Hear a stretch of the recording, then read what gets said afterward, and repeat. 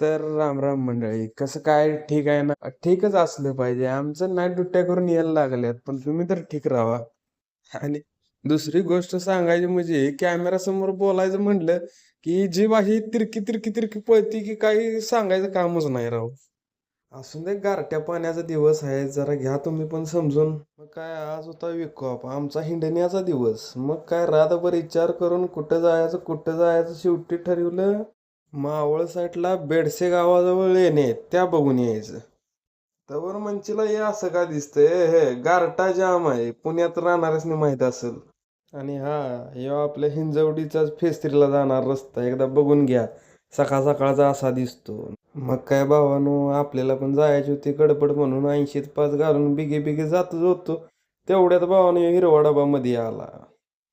आपली PMPL हो. पुणेकरांसनी माहीतच असेल बघा, हिच्यापासून आपलं 4 हात लांब राहिलेलं चांगलं असतंय. आवरून बिवरून निघलो बाहेर आणि नियमितप्रमाणे आपलं मारुती रायाचं केलं दर्शन. भगवान सबका भला करना पर भलाई की सुरुवात मुझसे करना, असं म्हणत गेलो नाश्ता कराय. बघतोय तर मालकांचं काहीतरी काम चाललेलं आहे. मग काय, गेलो वर, नाश्त्याला दिली ऑर्डर.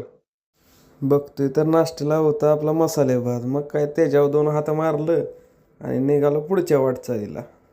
तर बघतोय तर काय, मालकांचं चाललेलं आपलं लाईट शोचं काम. मालकासनी म्हणलं, "हे रात्रीचं झळकलं पाहिजे, सुट्टी नॉट." भूमकर चौक बिन आता रंगवल्यापासून जरा लयच गोड दिसायला लागलाय. मग काय, हिथनं मारला लेफ्ट आणि थांबलो आपल्या पुढल्या स्पॉटला, आपल्या शनी महाराजांच्या मंदिरात हो. मग काय, दर्शन बिर्शन घेतलं.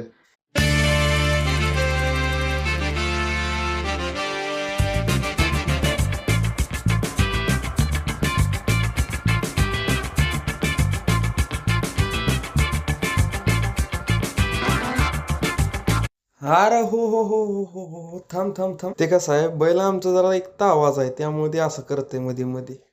हिथं एक आपला जोडीदार याचा आहे म्हणून थांबलो एक 5 मिनिटासाठी. तवर ह्यांचं बघा, साधा बारा नाव करायचं यांचं विचार मनात आहे, त्यासाठी असणे कुठे नेऊ वाटत नाही बघा.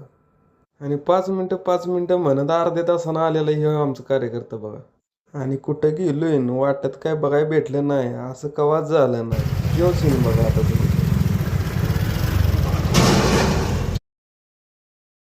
अरे माझ्या ड्रायव्हर भावानो, जरा गाड्या शिस्तात चालवा. लाखोची नुकसान की होते ती होत्या, त्या मालकाचं येल लागते ती, आणि तुमच्या जीवानीशी बेतलं तर ती कितीला पडायचा. पुढे येऊन कामशेत मधनं घेतला लेफ्ट आणि बघतोय तर काय, पुढं घाटात आल्यानंतर हे आपलं केदारनाथाचं गावलं मंदिर. मग आपली खोंड काय फोटो काढा ऐकते ती तेव्हा मी पण आपलं घेतलं त्यांच्या संग 2-3 फोटो काढून आणि निघलो पुढल्या प्रवासाला.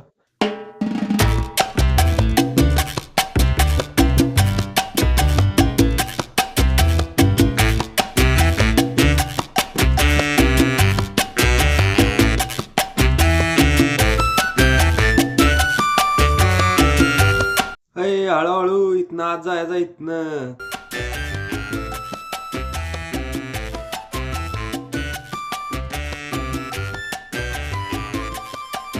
कसं आहे हत्यार, कसं आहे, पाहिजे असलं तर फोन करा.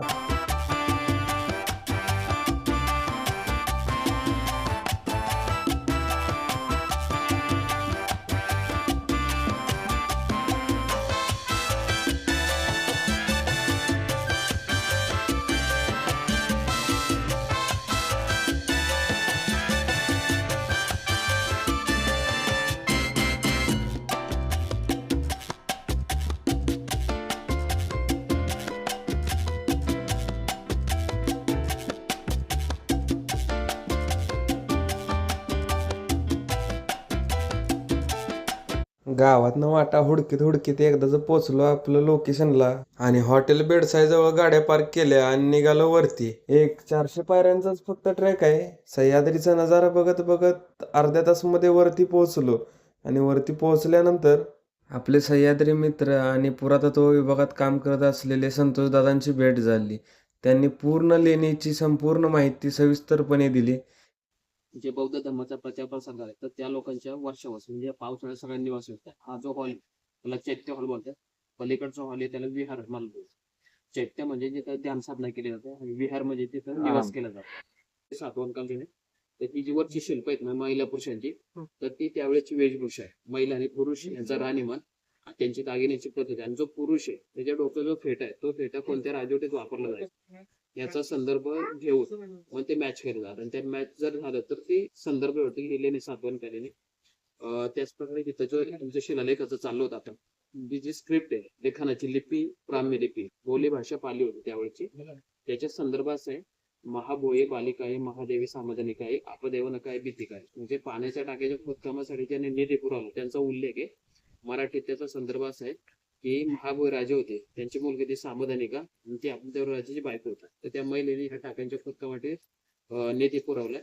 हे जे शिलालेख ह्या पाण्याच्या कुंडात तर पाण्याच्या कुंडाला पेय कोडी म्हणतात म्हणजे पिण्याच्या पाण्याची व्यवस्था. खूप छान अशी संपूर्ण लेणीची दादांनी माहिती दिली आणि नाईट ड्युटी करून आलेलो त्यामुळं झोप तर एकतर पूर्ण नव्हती म्हणून म्हणलं इकडं तिकडं हिंडण्यापेक्षा एकतर जाऊन आपलं झोपलेलं बरं.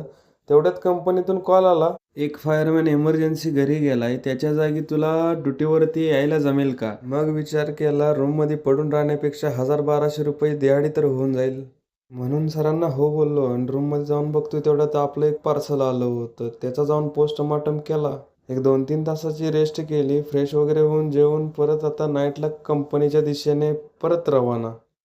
तर मित्रांनो कंपनीमध्ये आपल्याला व्हिडिओ वगैरे करण्यासाठी तर काही परमिशन नाही आहे म्हणून आपला ब्लॉग इथंच एंड करतो. व जर काही माझ्याकडून चूक होत असेल तर ते कमेंटमध्ये नक्की सांगा, मी त्यामध्ये बदल करण्याचा नक्की प्रयत्न करेन. भेटू एका नवीन ब्लॉगमध्ये.